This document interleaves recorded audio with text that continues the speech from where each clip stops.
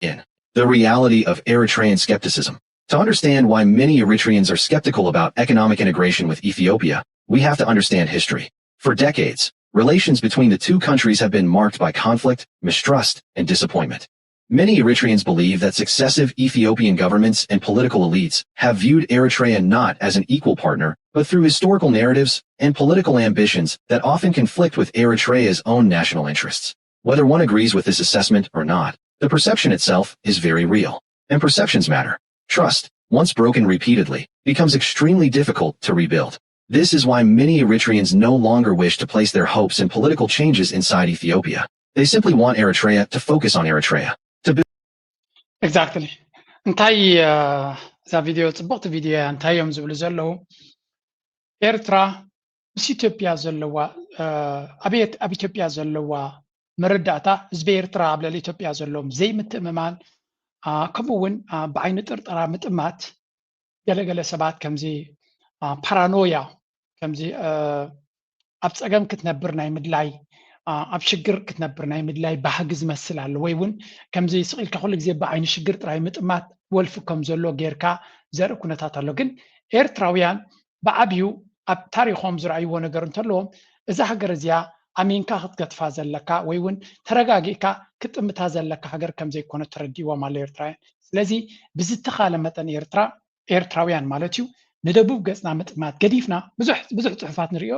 ንደቡብ ምጥማት ገዲፍና ንሰሜን ገጽና ንምብራቕ ገጽና ናብ ላዕሊ ገጽና ንጠምት ንደቡብ ገጽና ጥራይ ኣይንጠምት ብዝተኻለ መንገዲ ድማ ኤርትራ ናብ ኤርትራ ጥራይ እንተተተኩር ዝብሉ ኣዝዮም ብዙሓት እዮም እዚ ሕጂ ከፊላዊ ሓቅነት ኣለዎ ናብ ኤርትራ ጥራይ ከነተኩር እንተንኽእል ዝብል ግን ናብ ኤርትራ ጥራይ ምትኳር ካብ ፀገም የጥዕናካ ማለት ኣይኮነን ቨሪ ኢምፖርታንት ስለዚ ነቲ ክውንነት ረጊፅካ እቲ መንግስቲ ኣብ ውሽጣዊ ጉዳዩ ጥራይ እዩ ዘይገብር ትብሉ ሰባት ሰማም ኢኻ ውሽጣዊ ጉዳዩ ክገብር ኣነ እውን የተባብዕ ኣብቲ ውሽጣዊ ጉዳይ ዝያዳ ኣተኩሮ ጌርና ክንሰርሕ ኣነ እውን ይደሊ ትሕቶ ግን ንሕና ስለ ንቕስቅሶ ዘለና ዝመፅእ ፀገማት የለን ኣብዚ ከባቢና ኢትዮጵያ ባዕላቶም ፀገም ዝደልዩ ዋላ እቲ ፊሎዞፍናቶም ዋላ እውን እቲ ሃገራዊ ረብሓና ዝብልዎ ዘለዉ ንኤርትራ ውሒድካ ናይ ኤርትራ ነገር መንጢልካ ዝግበር ነገር ምዃኑ ክትፈልጡ ኣለኩም ኣብ ኤርትራ ዝኾነ ይኹን ተቃዋሚ ንኤርትራ ክመቕላዮ ዝብል የለን ወይ እውን ኤርትራሲ ንኢትዮጵያ በታቲነ ንናተይ ቁሸት ክገብራ እየ ንዝብል መንግስቲ ኤርትራ ደጊፉ ይፈልጥ ኣይፈልጥን ምልክት ሕቶ ክትገብሩ ትኽእሉ ኢኹም ኢንፋክት ኤርትራውያን ብዙሕ ግዜ መንግስቲ ኤርትራ ኢትዮጵያ ንኸይትበታትን ሓድነታ ሓልያ ሓንቲ ሃገር ኮይና ንክትቅፅል እቲ መንግስቲ ዝያዳ ንዑይ ዝሰርሕ መን ይብል ነይሩ ብዛዕባ እዚ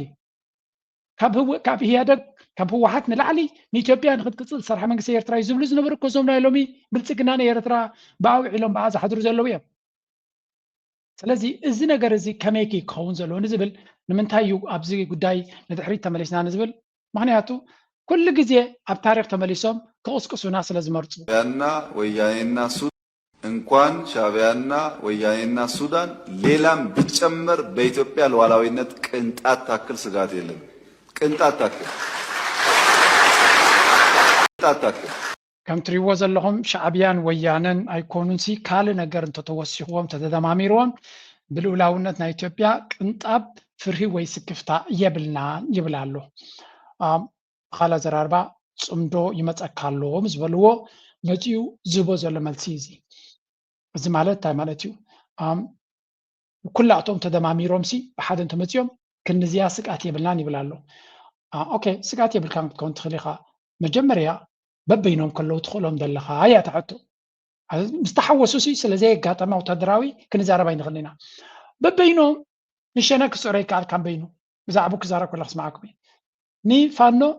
ለንቀነ ክድምስሶ ኢልካ መጀመርያ ንሰለስተ ሰሙን ኢልካ ኣብ 3 ዓመት ጀሚርካ ናይ 3 ሰሙን ጉዕዞ ናብ 3 ዓመት ተቐይራ ሕጂ ድማ ሓንቲ ወርሒ በየም ኣለኹ ኢልካ ሓንቲ ወርሒ ድማ ናብ ክንደይ ዓመት ክትቀየር ምዃና ዝገይርዋና ስለዚ ኣብይ ኣሕመድ ኣብ ባይታ ንዘይረኽቦ ዘሎ ኣብ ፓርላማ ንክረኽቦ ነቲ ዓወት እናፈከረ ይመፅኡ ዘሎ ብርግፅ ድሕርቲ ብልፅግና ተመሪፁ ዶ ገለ ዶ ዝበልዎ ናይ መጀመርያ ኣብቲ ፓርላማ ናቱ መፅኡ ዝዛረቦ ዘሎ እዩ እዚ እውን ንክልተ ነገራት ዝያዳ ኣስሚሩ ተዛሪብሎ ከምዛ ትሰምዕዋ ዝፀላሕኩም ንሻዕብያ ምስ ህወሓት ኣላጊቡ ከምኡ ድማ ንህወሓት በይኖም ወሲዱ ድማ ከቢድ ዝኾነ ዘረባ ኣንፃሮም ተዛሪብሎ and this is going to be نخلهم ببينهم كنريهم كنفتننا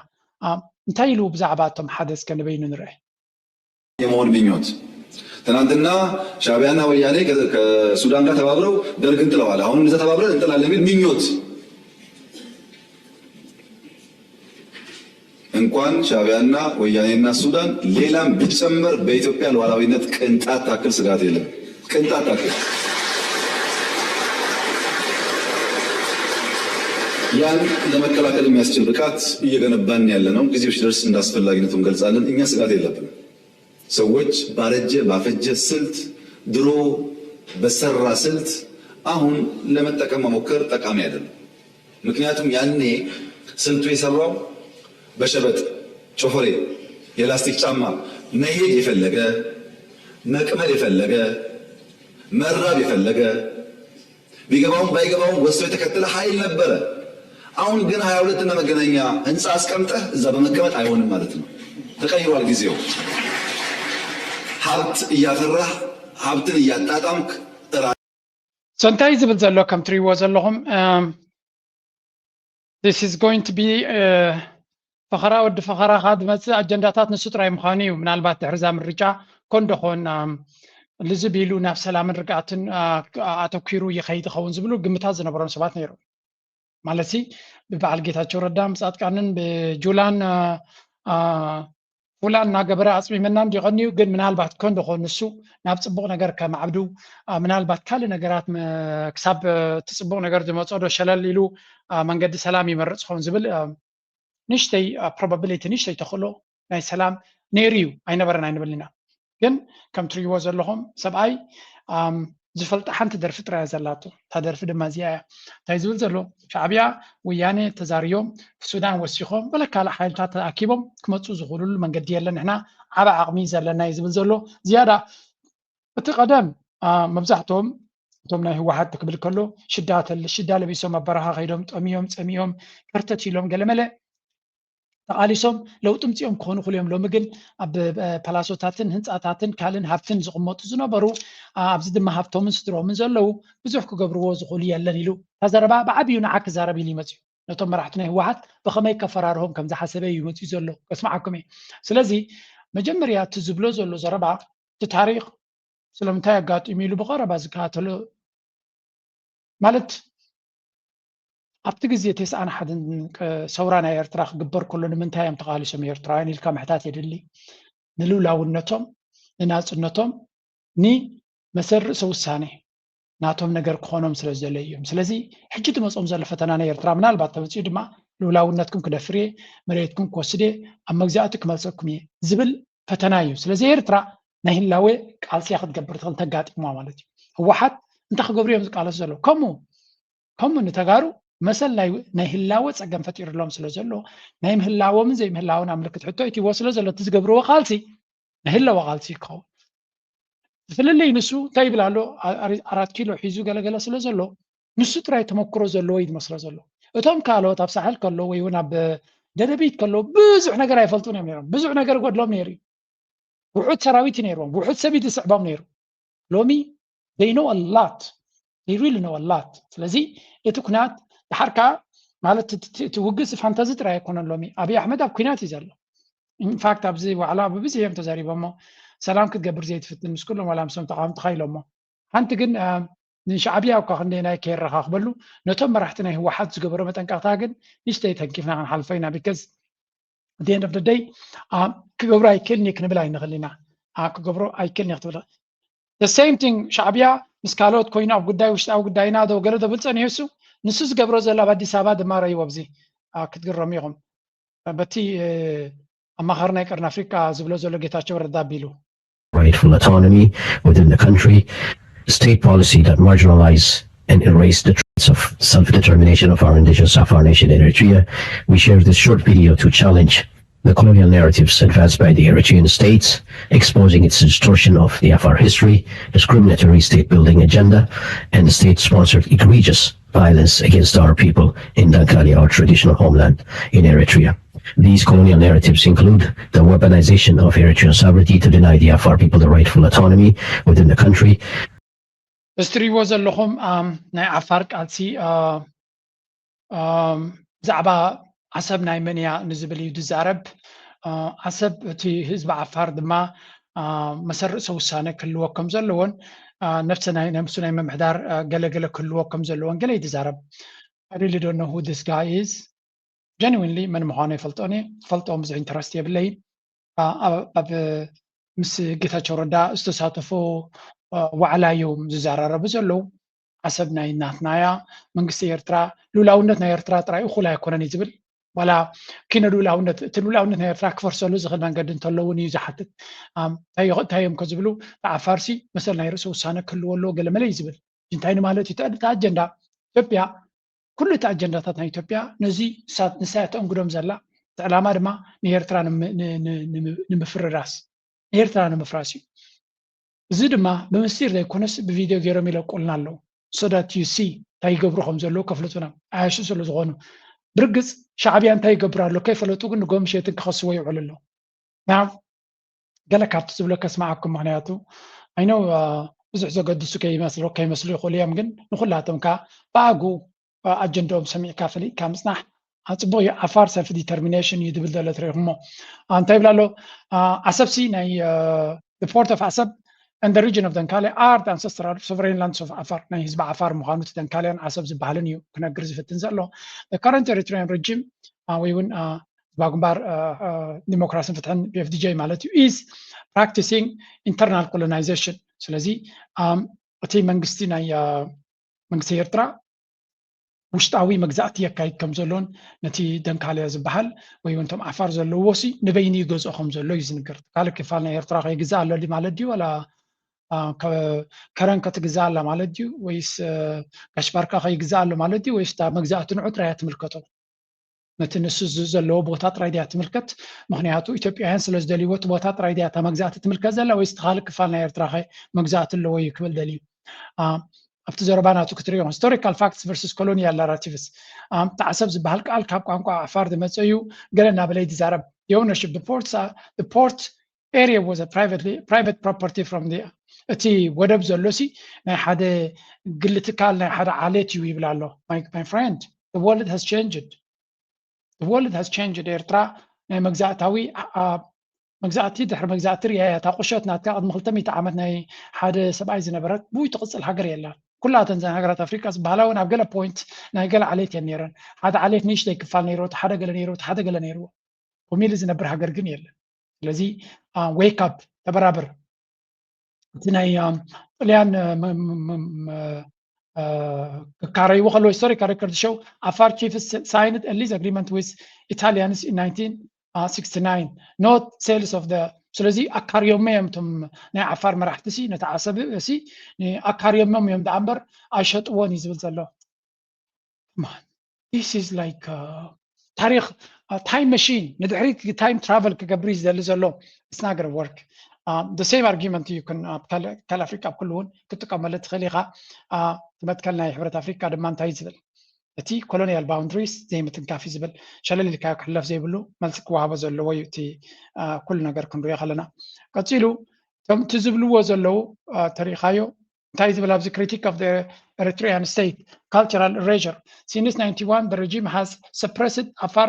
customary laws enforced a single cultural identity on the nation ካብ ናፅነት ዝመፅእ ካብ 91 ጀሚሩ ናይ ዓረብ ባህላዊ ሕጊ ገዲፉ ናይቲ ሃገር ኣይደንቲቲ ናይ ሓንቲ ሃገር ርዲት ከምፅኣልና እዩ ዘልዩ ይብል ኣሎ ካለ ዘራርባ ነፍሲ ወከፍ ኤትኒክ ግሩፕ ኣብ ኤርትራ ናቱ ሃገር ክህልዎ ድዩ ዝደሊ ዘሎ ወይስ እቲ ንኢትዮጵያ ንጉሆም ምሸትን የባላዓና ኣሎ ኤትኒካዊ ፌደራሊዝም ገይሮም ሓድሕድና እናተናቆትና ነብር ኣለና ዝብልዎ ዘለው ንሱ ናብ ኤርትራ ክትኣታቶ ነይርዎ ድዩ ዝብል ዘሎ can argue ዝደለኻ ትብሎ ትኽእል ኢኻ the land theft ካብ 91 the land in the 1994 land reform proclamation is used to nationalize Afar ancestral lands and resources without compensation እቲ ኣብ 1994 ናይ መሬት ሕጊ ዘታታትዎ ኣዋጅ ዝገበርዎ ድማ ነቲ መሬት ናይ ህዝቢ ዓፋር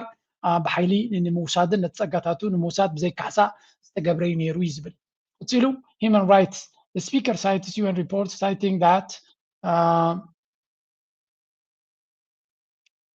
the speaker cites UN report stating that the persecution of ዓፋር ብዙሕ ስደት ከም ዘጋጥሞም ዘሎ UN ከም ይብል ኣሎ እጂ ኩሉ እዚ ነገራት እዚ ኢትዮጵያ ምስቲ ናይ ዓፋር ኣጀንዳ ዝብልዎ ዋላቲ ጌታቸው ረዳ እንታይ ኢልዎም ኣብዚ ክውስኸልኩም እየ እዚአን ንዓና ኣገዳሲ ስለ ዝኾና እቲ ብልፅግና ነዚ ረሳሕ ስራሕ ናተይ ኢሉ ሒዝዎ ዘሎ ናተይ ኢሉ ከም ኣጀንዳ ሒዝዎ ኣሎ እንዳ we want ነዚ ከም ሸለል ኢልካ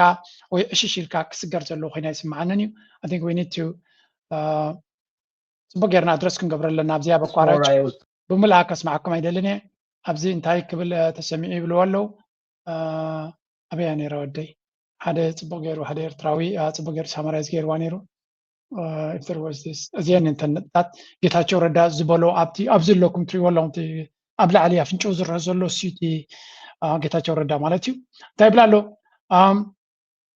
Ethiopia wants to ensure whatever is enjoyed by the Ethiopia's Afar is enjoyed by the Eritrean side.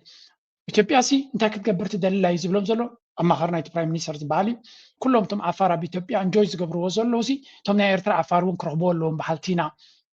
ይብል ኣሎ እዚ ማለት እንታይ ማለት እዩ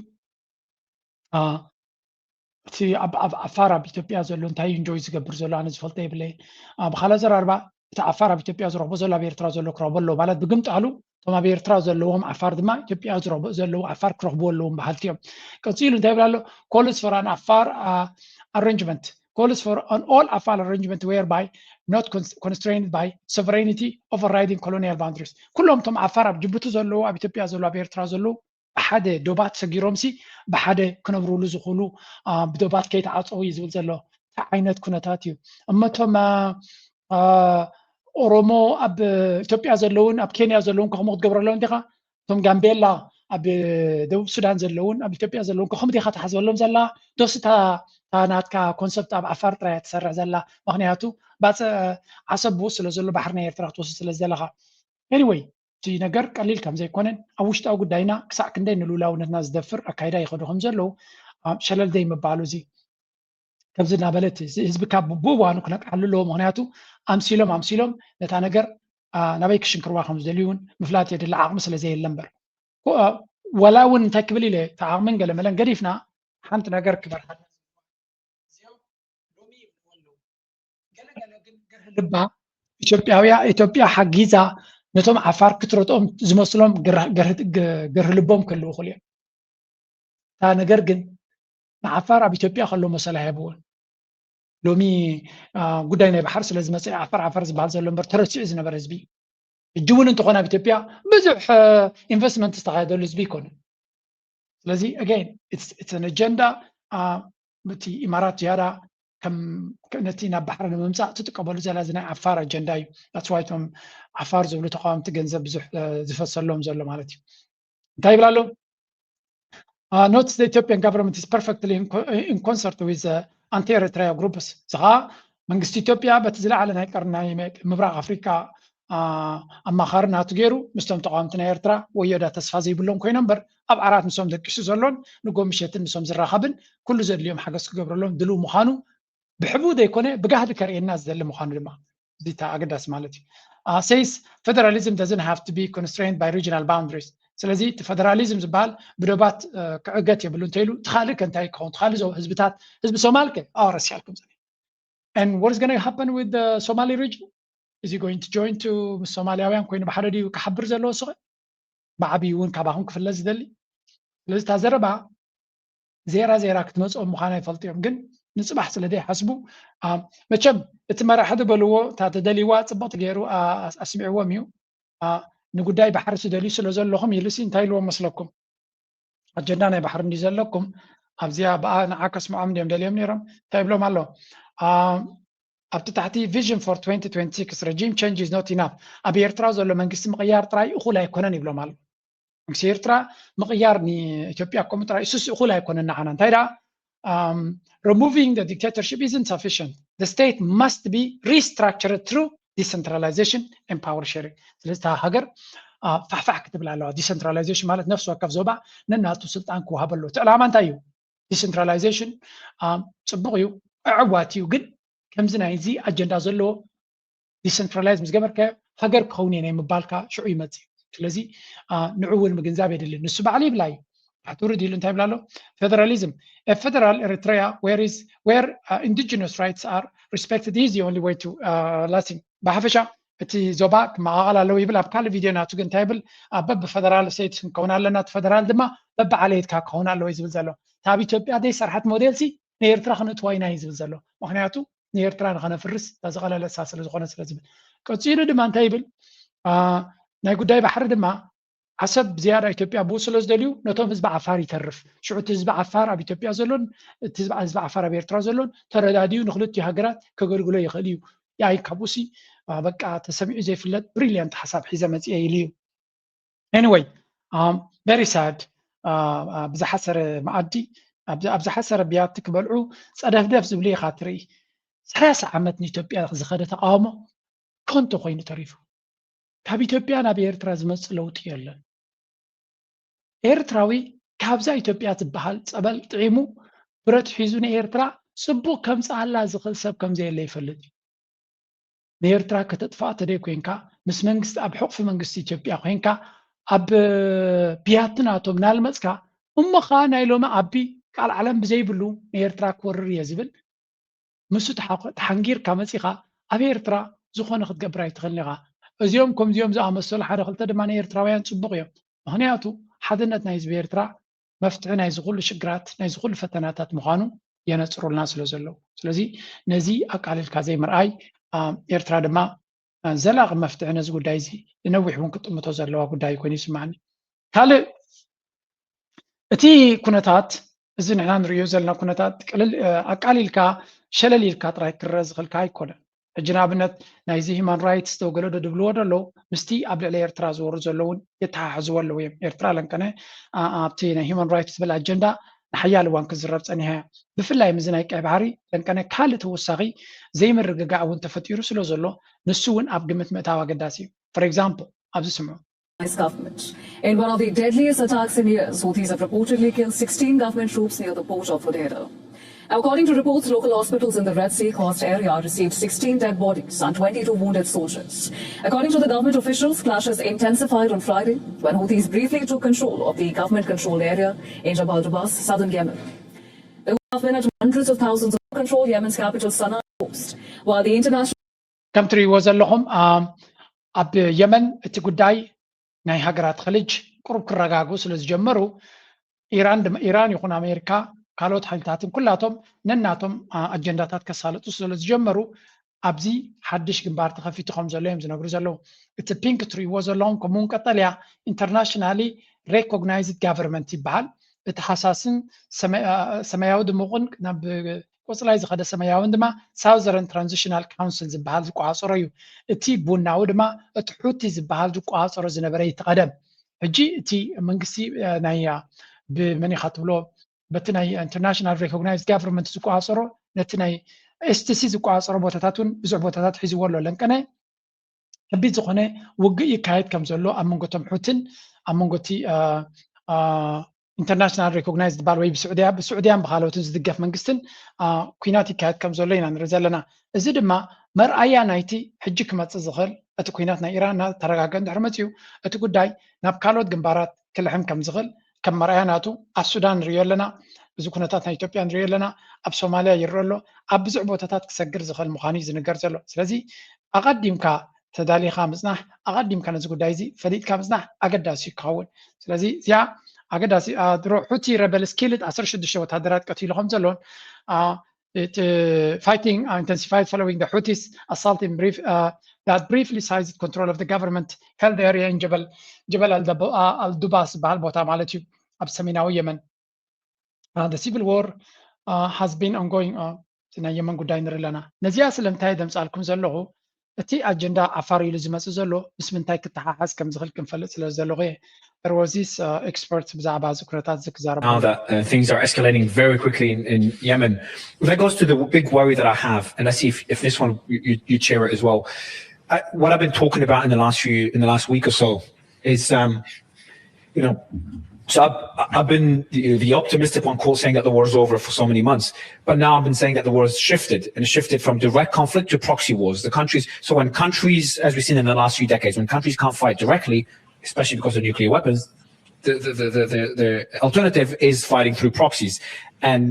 Iran, the US, and Israel understand Israel can't attack Iran without the US. The US doesn't want to get back into this war, and Iran never wanted war. I think still doesn't want war with these two countries. So taking those into consideration, the Gulf obviously will never fight Iran directly. All these countries will try to expand their power and their spheres of influence through proxies. So that means what we will see now is an escalation in the conflicts in Yemen, especially Yemen, because the Bab el-Mandeb Strait has proven how important it is, especially for Saudi.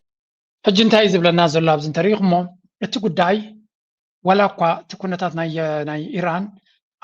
መወዳእታ ረኺቡ እንተዘየሎ ኣሜሪካን እስራኤልን ኢራንን ድማ ከም ብሓድሽ ናብ ኩናት ክገጥማ ዘይደልያ እንድሕር ኮይነን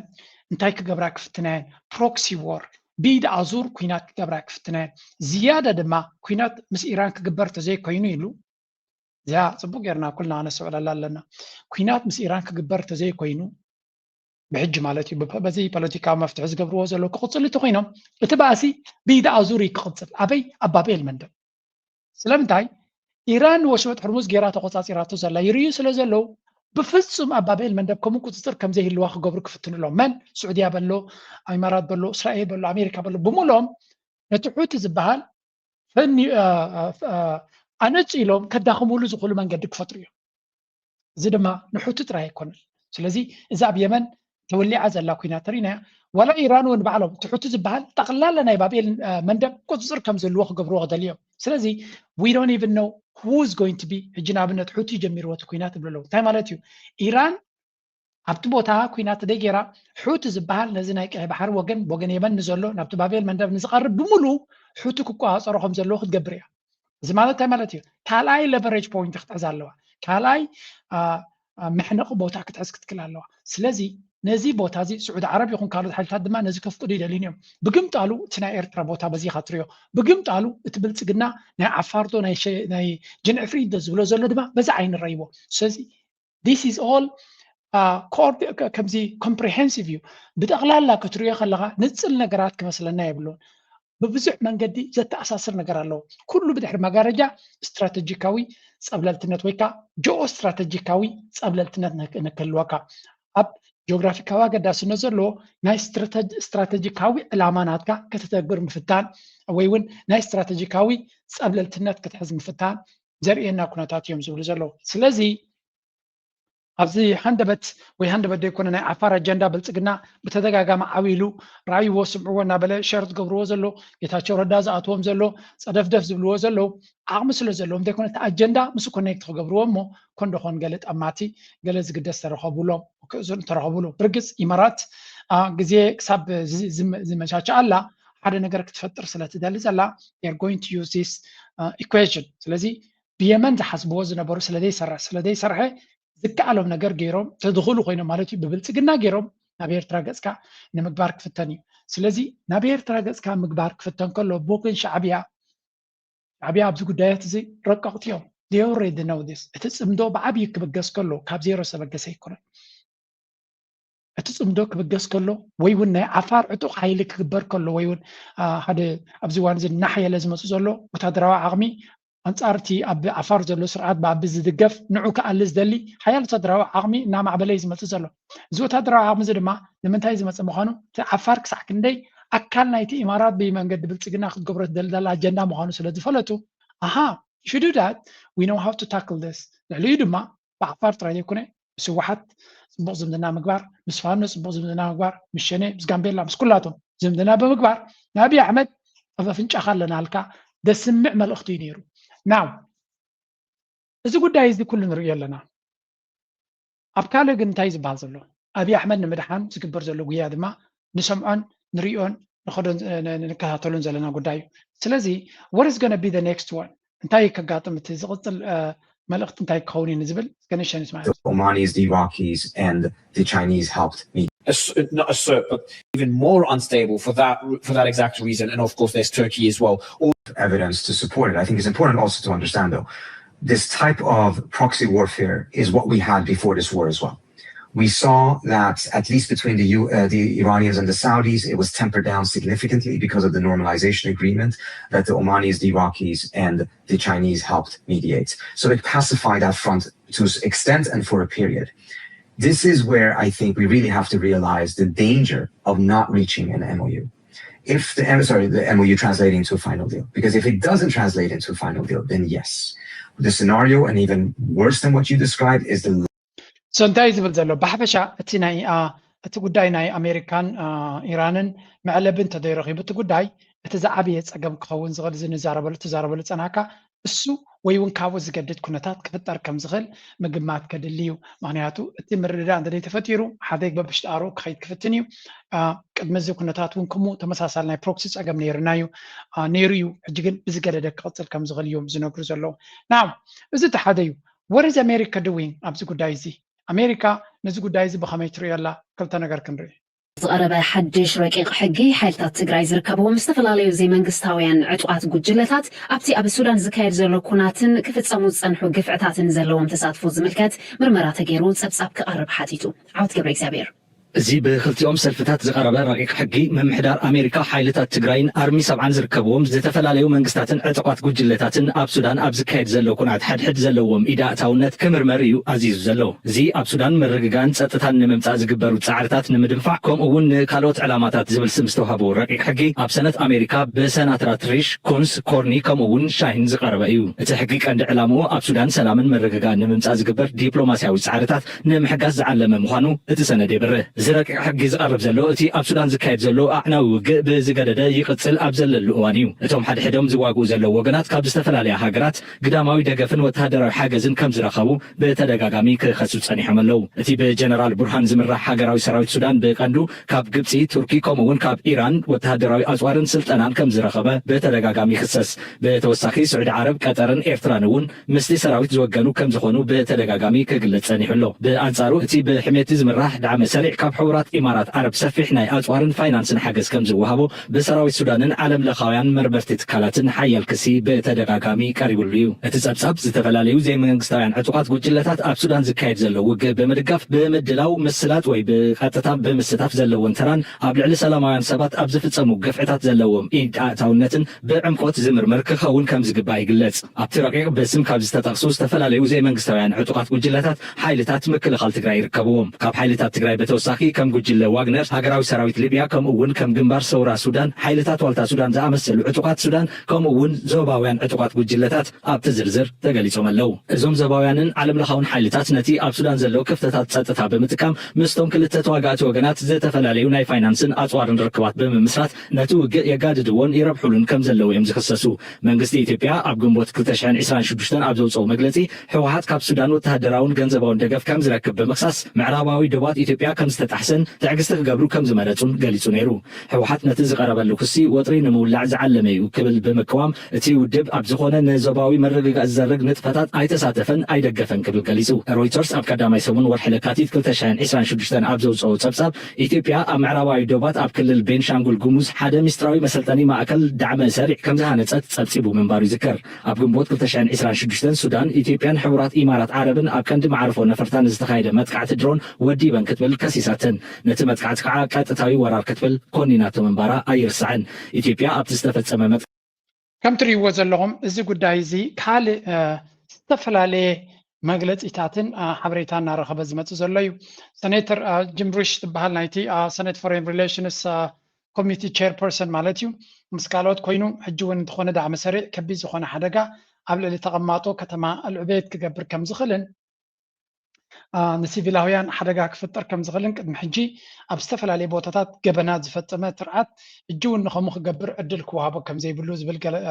መግለፂ ዘለዎ ሓበሬታ ኣውፂኦም ኣለዉ እዚ እውን ኣካል ናይቲ ዝግበር ዘሎ እዩ ብሓፈሻ ኢማራት ትኸዶ ዘላ መንገዲ ምስቲ ኩነታት ኣረኣይኻ ብዙሕ ሓበሬታታት እዩ ዝወፅእ ዘሎ ብልፅግና ግን ነቶም ህወሓት ዝያዳ ኣብ ዝኣትዮምሉ ስለ ዘለዉ ብልፅግና ንዓይ ዝጠቅም ሓበሬታ እዩ ዝወፅእ ዘሎ ዝብል ፕሮፓጋንዳ ኢና ንሰምዕ ዘለና እቶም ተጋሩ ምስ ብልፅግና ዘለዎ ይኹን ካልኦት ህወሓት ኣብዚ ሪፖርት እዚ ኣብ ጉዳይ ናይ ሱዳን ሰራዊት ተባሂሉ ይጥቀስ ስለ ዘሎ ዝገደደ ሽግር ይመፅ ኣሎ ዝብል ብዙሕ ዘረባታት ክድርብዩ ተሰሚዖም ኣለዉ ኮሚዲ ኣይኮነን ንግዜ ዝግደፍ ኮይኑ እቲ ጉዳይ ግን ዝተሓላለኸ ምዃኑ ምግላፅ የድሊ ሓደ ካብቲ እዚ ኢማራት ዝበሃል ምስቲ ኩሉ ዝገብሮ ካብ ተሓታትነት ሃዲሙ ናፃ ኮይኑ ዝቕፅሎ ዘሎ ዝበሃል ኣብ ሱዳን ጥራይ ደይኮነሲ ወላ ኣብ ዲአርሲ ተመሳሳሊ ምትእትታዊ ይገብሩ ከም ዘለውን ኣበርክቶ ከም ዘለዎምን እዮም ዝንገሩ ኣብዚ the conflict zone ዲ ወላ the conflict ዝብል ሪፖርት ዘውፅዎ እዚ ክሪቲካል ትረትስ ዝብል ኣብ ዘውፅኦ ሓበሬታ እንታይ ዝብል ሓበሬታ የውፁ ሰራዊት ናይ ሱዳን እዚ ዳዕመ ሰሪዕ ሲ ኖ መንግስቲ ናይ ኢማራት ልክዕ ከምቲ ንዳዕመ ሰሪዕ ዝሕግዞ ዘሎ ኣብ ሱዳን ኣብ ዲአርሲ ድማ ነቲ መንግስቲ ይሕግዝ ኣሎ እቲ መንግስቲ ናይ ዲሞክራሲያዊት ሪፐብሊክ ኮንጎ ኣብዚ እዋን እዚ ምስ ኣሜሪካ ምስ ኮይና ነቲ ኣብኡ ዝነበረ ፀጋታት ንምውሳድ ነቲ ናይ ብሩዋንዳ ዝድገፍ ምዃኑ ዝንገር M23 እናኣገደት ክትከይድ ከላ ብግምጣሉ ምስቲ መንግስቲ ናይቲ ሃገር ኮይና እያ ትሰርሕ ዘላ ኣሜሪካ ኢማራት ድማ ምስ ኣሜሪካ ኮይና ምስቲ መንግስቲ ትሰርሕ ኣላ ስለዚ ነቲ መንግስቲ ድሮናትን ካልእ ወታደራዊ ዓውታትን ተዕጥቆ ከም ዘላ እዩ ዝንገር ዳትስ ዋይ ድማ ኣሜሪካ ኣብ ኢማራት ተፈራረቀ ነገራት ክገብሩ ዝደልዩ ምክንያቱ ኣብ ክልተ ኣጀንዳታት ተፈላለየ ናይ ኣሜሪካ ዘርብሕ ኣጀንዳታት እውን ስለ ዝገብሩ እዮም ስለዚ በዚ መንገዲ እቲ ኢማራት ዝበሃል ዋላ እኳ እናሽክዕን ነዊሕ ይቅፅል እንተሎ እቲ ፖለቲካ ግና ተቀየረ ይመፅእ ኣሎ ብፍላይ ነቲ ናይ እስራኤል ኣካይዳን ናይ እስራኤል ሎቢን ዝቃወሙ ይመፁ ስለ ዘለዉ ምስ ግዜ ንባዕሎም እውን ሓደጋ ክመፆም ከም ዝኽእል ዝገልፅ ሓበሬታ ኣሎ መዓስ ካብኡ ኒሱ ንግዜ ንገድፎ ግን ኢማራት እቲ ፍንጥዝያ ናቶም ኣዝዩ ላዕሊ በፂሑ ከም ዘሎ ዋላ እውን ኣብ ኩናት ከለዉ ክቅየር ዘይደልይዎ መንገድታት ከም ዘለዎም ኢና ንርኢ ዘለና ካብዚ ቀፂልና ብዛዕባ ህወሓትካ ዝብሎ ዘሎ ኣቢ ንስማዕ ለከት ፕሪቶሪያ እንደ በትግራይ ጊዜያዊ መንግስት ማቋቋም ተችሏል ዲያር አስፈላጊው በርከት ያሉ እስረኞች ምርኮኞች ተፈተዋል በጦርነቱ የማረክናቸው በርካታ ሰዎች ፈተናል አንዳንድ ምርኮኞች ናቸው አሁን እዛ ሄደው ዋና ተቆርቋሪ ሆነው የትግራይን ህዝብ እያመሱ ያሉት ምርኮኞች መፍታት ብቻ ሳይሆን ሰርቪስ ቆሞ የነበረ ባየር ተለቀዋል ከዚያ ባሻገር እነዚህ ኃይሎች ሀብታችን ንብረታችን የሚሏቸውን በተለያየ ቦታ ያሉ ሀብቶቻቸውን ጠብቀን አቆይተን ሰጠናቸዋል ቤቶች ህንጻዎች እንደምታውቁት ማለት ነው ከየት መጣ ብለን በቀላሉ ምክንያት ፈጥረን መውረስ የምንችላቸውን ሀብቶች እንታይ ዝብል ዘሎ ነቶም መራሕቲ ናይ ህወሓት እዚ ፕሪቶሪያ መዓት ፅቡቅ ነገራት ነይርዎ እዩ ሰርቪስስ ናብቲ ዓዲ ክመልስ ገለመለ ኣኽኢልና እዩ ንህዝቢ ትግራይ ድማ ብዙሕ ጥቕሚ ጌርናሉ ኢና እጂ ድማ እቶም መራሕቱ ድማ ገለገሊኦም እውን ማሪኽናዮም ዝነበርና ኢና መሊስናዮም ሎም እዚኦም ኣንፃርና ንህዝቢ ትግራይ ዘበጋግሱልና ዘለው ነቶም መራሕቶም ድማ ሃብቲ ናቶም ኣብዚ ኣዲስ ኣበባ ሒዞሞ ዘለው መሊስናሎም ኢና ብዝኾነ ይኹን መንገዲ ምክንያት ፈጢርና ክንወርሶ ንኽእል ዝነበርና ይብላ ኣሎ ምፍርራህ ናበይ ገፁ ምዃኑ ስምዕዎ ሕጂ ለሰላም ሲባል አቆይተን መልሰናል አሁን ዛሬ እዛ ሰላም የሚያውቁ ኃይሎች ሚስቶቻቸው ልጆቻቸው ከፊሉ አዲስ አበባ አብዛኛው ውጭ ሀገር እንዳሉ እናውቃለን አዲስ አበባ ያሉትን ከፊል ቤተሰብ ያለካንበት ዋናው ምክንያት በአንድ ሰው ጥፋት ዘሆል ቤተሰብ መታመሱን እንደ መንግስት በወደ ሰፊነት ማየት ይሻላል ብለን ስላሰብን በርካታ ጥቅም ከማስገኘት በተጨማሪ ለምን ፕሪቶሪያ ተስማማችሁ የሚሉ ደግሞ በጣም በርካታ አኩራፊዎች ተፈጥረዋል ከም ትሪእዎ ዘለኹም ኣብይ ኣሕመድ ከፈራርህ እንዲድፍትን ዘሎ መፈራርህ እዚ ሃብቶም ኣብ ዘሎ ገለገሊኦም ቤተሰቦም ኣብ ዘለው ግን ብስንክሳቶም ዝገብርዎ ዘለው ንቤተሰቦም ሕማቅ ምግባር ከም መንግስቲ ፅቡቅ ነገር ስለዘይንርዮ ይብላ ኣሎ ቦግ ኣቢል እዩ if you think like that you wouldn't say it መጀመርያ ናይ ህወሓት መራሕቲ ዓበይቲ ሰባት እዮም ማለት ብዕድመሲ ዓቕሚ ኣዳም ዝረገፁ ሰባት እዮም ስለዚ ንሳቶም ብዝገብርዎ ዘለው ንካልእ ትግራዋይ which is by default ኢትዮጵያዊ ትግራይ ክልል በሎ ገለ በሎ ግን ኢትዮጵያዊ ስለዚ ንኣብነት ደብረፅዮን ገለ ይገብር ተሎ ወዱ ወይ ጓሉ ኣብ ኣዲስ ኣበባ እንተሎ still ኢትዮጵያዊ እዩ so are you going to treat them differently ቅድሚ ሕጂ ድራናዮ ነቶም ተጋሩ ከም ኢትዮጵያውያን ትሪት ፅቡቅ ኣይገበርዎን ሕማቅ ከም ዝገበርዎም እዩ ዝንገር ኣብቲ ግዜ ኩናት ሕጂ ድማ ከም መፈራርሂ ይጥቀመሉ ኣሎ ነዚ ካርድ እዚ እዚ ዘረባ እዚ ድማ ድሮ አይዞሌት ከምዚ ታርጌት ትገብረለካ ነቲ ህዝቢ እሞ መፈራርሂ ክጥቀመሉ ለካ ማለት እዩ ሓደ በሎ ቲፒኤልኤፍ ብቻ ሳይሆን ትግራይ መውደም ነበረባት ብለው የሚያስቡ ኃይሎች አኩርፈዋል ከኛም ገሸሽ ብለዋል በአንጻሩ እነሱ ይተባበሩ ሞክረዋል ፕሪቶሪያ እንዲህ ያለውን በርካታ ነገር በውስጡ የያዘ ነው። ከዚያ በኋላስ በየቀኑ በርከት ያሉ ውጊያ፣ ጦርነት ሊቀሰቅሱ የሚችሉ ፕሮቮኬሽንስ በየጊዜው ትግራይ ባሉ ኃይሎች ይፈጸማል። በየጊዜው ከሁሉ የከፋው አሁን በርካታ የትግራይ ልጆች በጉልበት ታፍሰው ሱዳን ላለው ጦርነት ተሽጠዋል።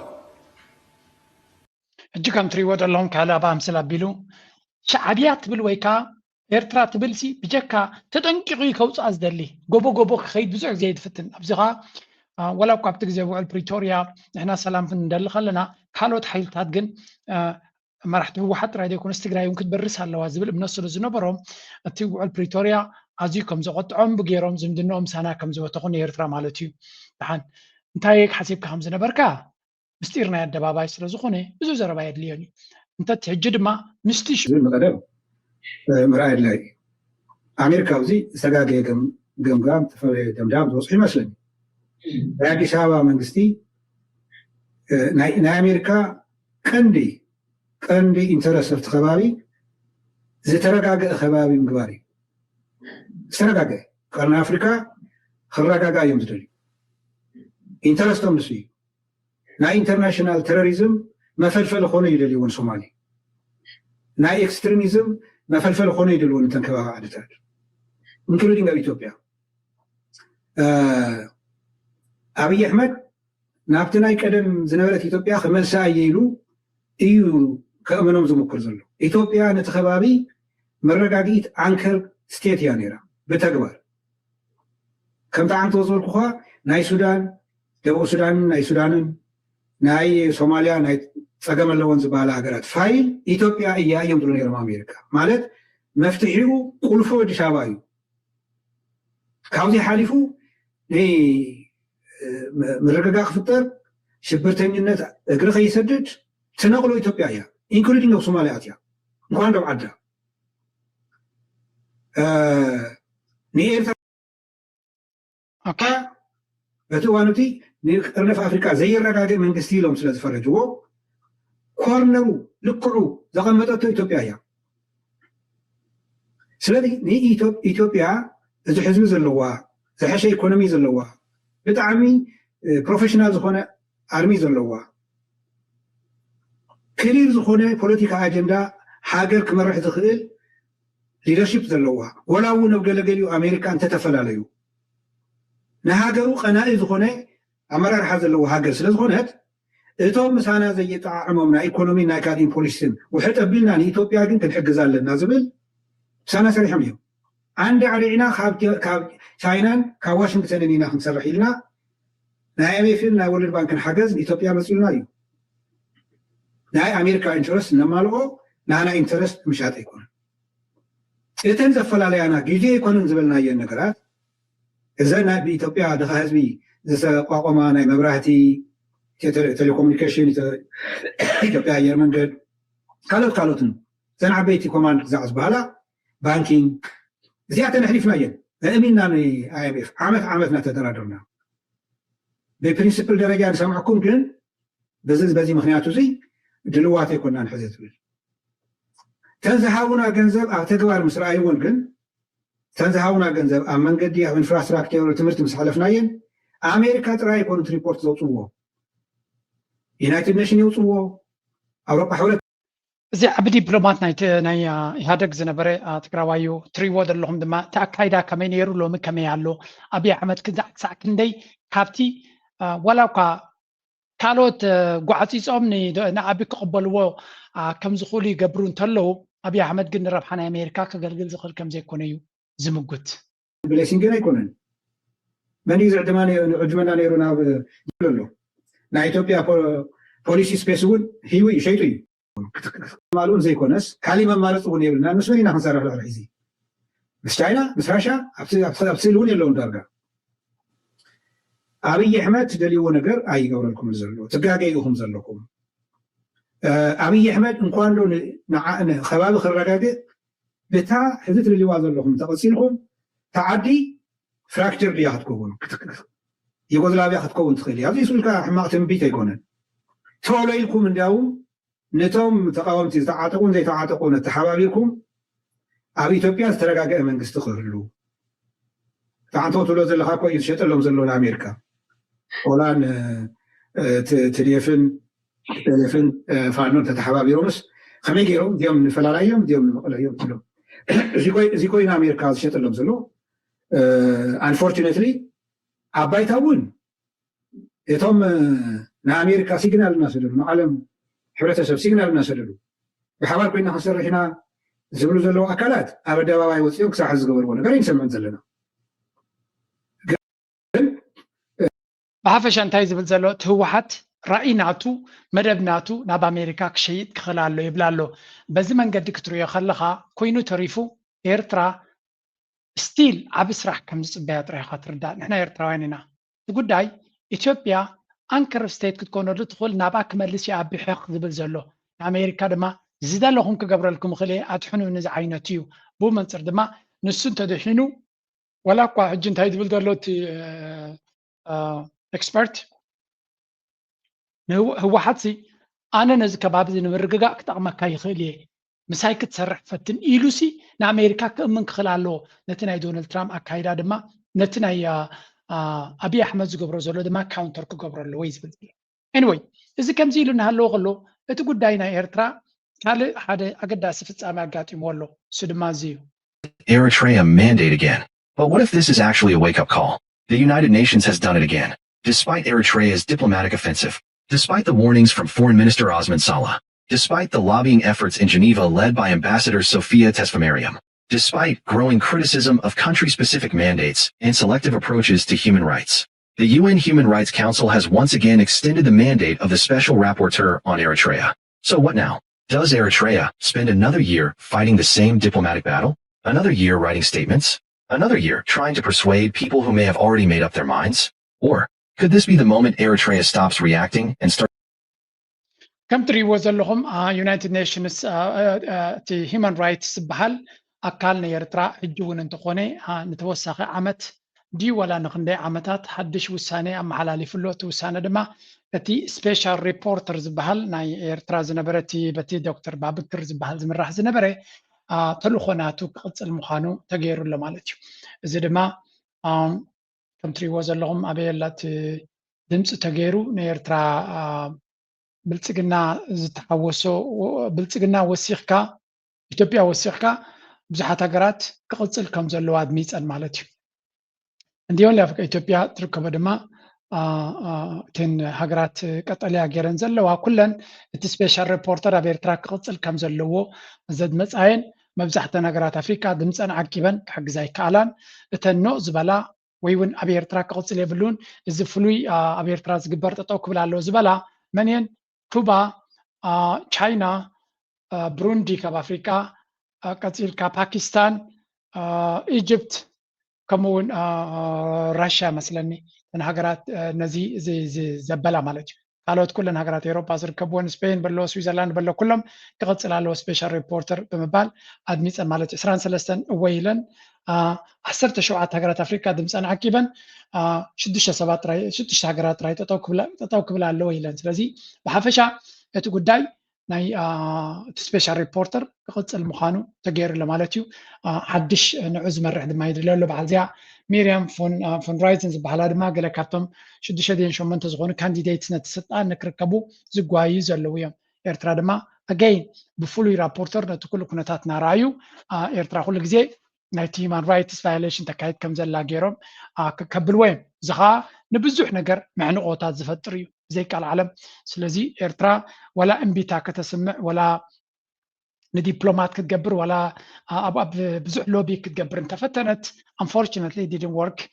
እቲ ውሳነ ከም ትሪእዎም ዘለኹም ነተን ሃገራት ኤሮጳ ከእምንብሉ ዝኽእሉ መንገዲ የለን ሓደ ቅዱስ ኤርትራዊ ፕላን ኣቕሪቡ ነይሩ ታይልሎ ስለዚ ኤርትራ strategic dilemma continued diplomatic resistance has not stopped the mandate raised the question should Eritrea keep fighting or change its approach እንታይ ይብላ ኣሎ እዚ framing as a wake up call the extension is presented as a turning point suggesting Eritrea should stop reacting defensively and focus on internal strengths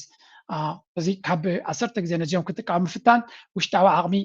ናብኡ ከተተኩራ ኣለዋ ይብላ ኣሎ እንታይ ማለት እዩ economic containment concerns. Many Eritreans believe the mandate is less about human rights and more about weakening the country politically and economically. Prosperity depends on mobilizing Eritrea's own resources. بحفشة نا UN ጉዳይ زي ውዳእ ድራማ ኮይኑ ይቕፅል ኣሎ ንኤርትራ ድማ መሊስካ ፀገም ንምፍጣራ ዝግበር ዘሎ ስለዚ እንታይ ክግበር ኣለዎ እዮም ዝብሉ ዘሎ ኤርትራ ኣብ ውሽጣዊ ጉዳያ ከተተኩር ኣለዋ ምስ role of domestic development emphasis ሓደ ኤርትራዊ ዝገበረ ነይራ እዚኣ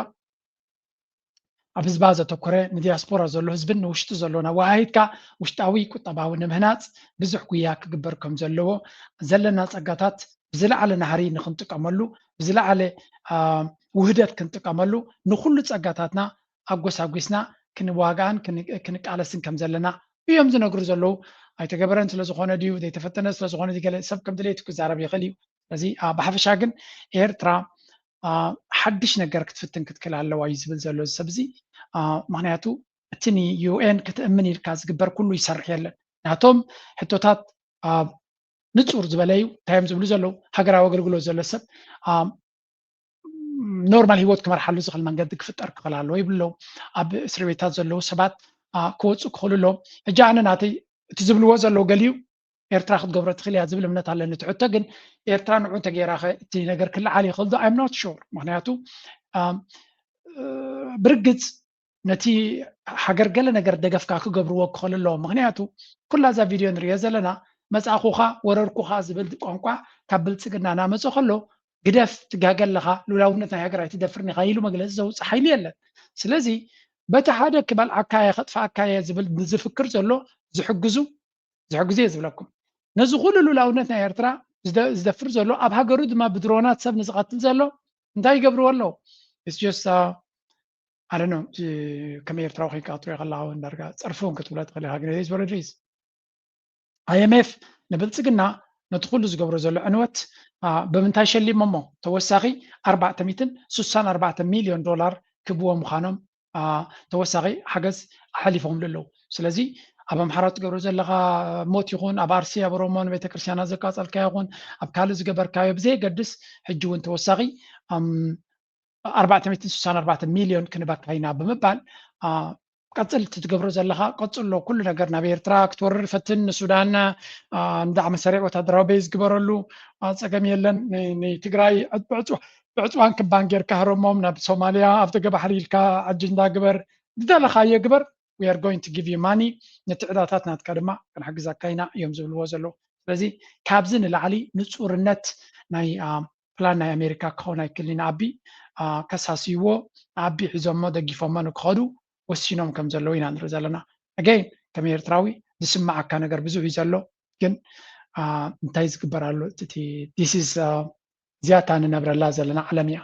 ዝያታ ኩሉ ሰብ ዝነብረላ ዘሎ ዓለም እቲ ሪያሊቲ እቲ ኩንነት ናይዚ ዓለምና ነዚ ዝመስል ካብዚ ሓሊፍና ነቲ ኩንነት ራይና ሪፖርት ክንገብር ንኽእል ድሌታትናን ባህግናትና ካሊእ እዩ ግን እቲ ኩንነት ነዚ ይመስል ካብዚ ቀፂልና ድማ Eritrea's cash crisis, a decade of repeating the same mistakes. In July 2026, the Bank of Eritrea ordered citizens, businesses, and institutions to deposit all their NECFA cash holdings into the banking system before the end of the month. The directive also maintained ጉዳይ ናይ ባንክ ናይ ኤርትራ ድማ ካልእ ኣዛራቢ ኣርእስቲ ኮይኑ ዘሎ እዩ ብልፅግና ድማ ከም ግዲኦም ንጉዳይ ንባጤራ ናይ ኤርትራ ዝምልከት ዝገበርዎ ስጉምቲ ናይ ኤርትራዊ እውን ወፂኡ ዘሎ ኣዋጅ ስርዓት ኣብ ካልእ ሓደጋ ወዲቑ ስለ ዘሎ ከምኡ እውን ናብ ኩናት ይደናደን ስለ ዘሎ መዋፅኦ ናይ ኩናት ኢሉ ዝጥቀመሉ ዘሎ እዩ ብምባል ኣብ ጉዳይ ናይ ኤርትራ ሊቅነቶም ከም ብሓድሽ ኣጀንዳ ናቶም ኣብ ኣጀንዳ ናትና እንዲኦም ውዕሎም ዝሓድሩ ንዑ ንምትግባር እዩ ዝመስል ከም ትሪእዎ ዘለኹም ኤቭሪ ስቴፕ ኤርትራ ዝገበረቶ መውዓሊ ናቶም ኮይኑ ዘሎ እዩ ኤርትራ ንምድኻም ከምቲ ብኣብዪ ኣሕመድ ድብሎ ዘሎ ብኩሉ መንገዲ ሓያል ዝኾነ ኣጀንዳ ኣንፃርና በጊሶም ከም ዘለዉ ምግንዛብ የድሊ ምናልባት ሓንቲ ዘይረኣኹማ እንተኮንኩም ኣነ እውን ሓንቲ ከሪአኩም ኣብ ካልእ እውን ከድኩም ክትሰምዕዋ ዘለኩም ሚሸው ዩድስ ድሕሪኡ ሓንቲ ቪድዮ ገይረ ክውድእ ክፍትን እየ ከማን there was this let's go أبي غايم بس قد قبل القطع حنتي موتي تافهم سلازي حنتي ورقات ناي دولار اب سنترال بانك نا امريكا اندزي اتقوم معك انا ورق لوات بحال كمين كسابكم وخبزعبا مغيار جنزب قلقله نزارب ندرا خوينا بإرترا البانكينج سيستم كسابكم سلسفح ديو زي سنترال بانك زبحال أبو أنا ديبوزيت كجبر أكاونت خفتا يفكرني. مور بنقسي ناطرب حتى تراي زيادة يحلو دغين ما يسمع كان. حدا دولار سبميت نقفا بس يبسليم زين بدلو بوتاس كم زلين كار. سيز بمن البات أمنا أنا مقول تمسيخ. أنا كم تسخلوا حدا بجلاد مسل قد جفات إيراني روم أسبغ غس كلن جنا. إذا من قستي تقبات إيران هتي أبانك خونا له سبد ما كل ترانزاكشن ناتو بانك تو بانك ناجبره خير له قبل كله. This is what is normal. قديتاي بمسرته أبي إرترازلو سب جنزب كقمت كل هبتي بوركي كقمت زلو ما ترى مغيار بعصرت عمد كم إرتراز بچم حنتي أقداسي بودكاست غيرنا لكم علىنا أبي أبزي درار فور أفريقيا زبل زلو channelنا كيتكم كتريوي وما بكمين سكشن ممكن قبر لكم هنا إذا فيديو خيتكم رأيوانا زي كداي بعد بلتقنا قالوا زاربوا لزلو بعمقت رينا لنا سلامنتاي تغيروا لو تمنقسن منتا علامة يزو قبر زلو انتاي ربحاتات كل وخل انتاي عنت تقمات كفت رخل ويون بمسرتو زي توسيدو زلو سقمتي صبودي حماق أبكال علامات كي يقاطم دو أبكال علامات كيقاطم كله انت عينت تقم سقاطم يزقاطم زبل عمق زبل نزنا قرزي زركبه كتنقفون كشمتو طون رئيس لزلنا قال نجر نحن هم بقدينا نتقول داي نهزبنا كم هرولو لنا بمبال حنت فيديو غيرنا لكم علىنا كيتكم سمعوا أبي درار فرافيك كلاتكم قال نجر سكت مهرولة تقول يوم كم زعينا فيديو تقدمه بزعبا بنيشتي قص راينو تنكفو بسفع زبالة عرستك نريوم سلندلي أنا وانا عودة مرتناتين فاينانس سلوزغوني قروب زردعني عبريتاون سلوزغوني نعو كيتكم سمعوا كاب درجة بزعبا زارسزي كونن زي كونن حق حصوتن تدباليغو زوص نجر سلوزلو بوغيركم رايو تيبلصقنا اجندو كشطو خلو دما احنا استوعيلنا كنكاتاتلو زلنا قيني سمعني بار كموترو احنا نزبنا كتكم يخل يزبل نهايه حصوتاتنا انا باهم كنقرب نفتن منالبات نزيا نغرا منقدي حوس قبل الله غزيا حليفان تلاقنا يتحزوا لي هولاندن كبابيان كما يالهم مس ابراهيم مراق دحر 11 عام تراخيمنا እዚ ጽባሕ ንገብሮ ናይ ፍሬም ፕሌይ ናይ ስታንድ አፕ ኮሜዲ ናይ ምዝንጋዕ ናይ ሰሓቕ ምሸት ብሓባር ምሳና ከተምሲ ዘለና ተስፋ ሙሉይ ብሰላም መጽኡ ይغني كم تريوم زلهم أزيم فتوات زنبرو كلت مسانيتي زنبرو سدد جن لسنة طباب سلزي كون عرقنا عم تراخيبنا يبللو ألا تاي حلفنا خون تصفاي قبر زي قدس جن كيتكم سبورت قبر وام I think legend سناي كوميدي ناير ترايم حق زوم أبقولهم دوبلو نفعنات كانت حقس كان نفعات تفري نفعاتنا كشلل كانت خيط كادما نفعات كم بحد شيء متصخانيهم سلزي حلافنت هلنا نابلكم هيلو معرسب زغودي لايك مقبار شير مقبار يتوق من حسابكم ايتبقوا قلنا بلنا نتا فيديو ونكيتكم رأيوا اجرما مزيا ارفعون قتفكم